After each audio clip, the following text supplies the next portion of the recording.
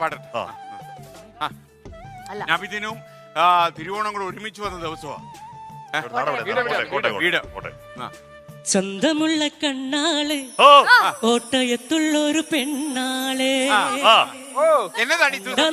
അന്നോര് നെഞ്ചിലു കേറിയ പെണ്ണാളെ കോട്ടയത്തുള്ളൊരു പെണ്ണാണ്. ബാക്കി പാട്.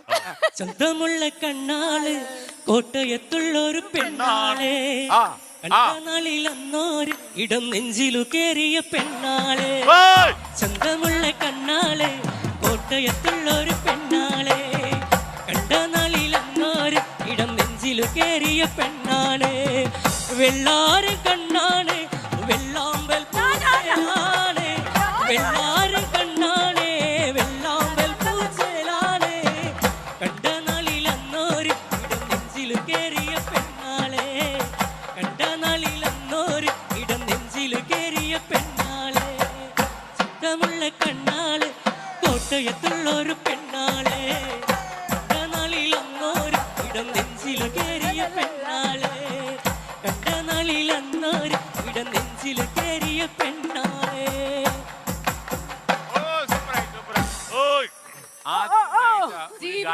ജീവിതത്തിൽ ആദ്യമായിട്ടാണ് എന്നെ പറ്റി ഒരാളെ പാട്ട് പാടുന്നത്. അടിപൊളി. എത്ര രൂപ കൊടുത്തു?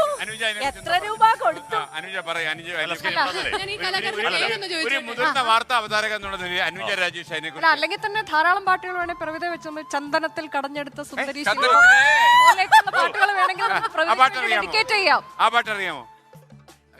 നാടൻ പാട്ടിന് ശൈലി പഠിക്കാൻ ചന്ദനത്തിൽ കടഞ്ഞെടുക്കാൻ പറ്റുമോ?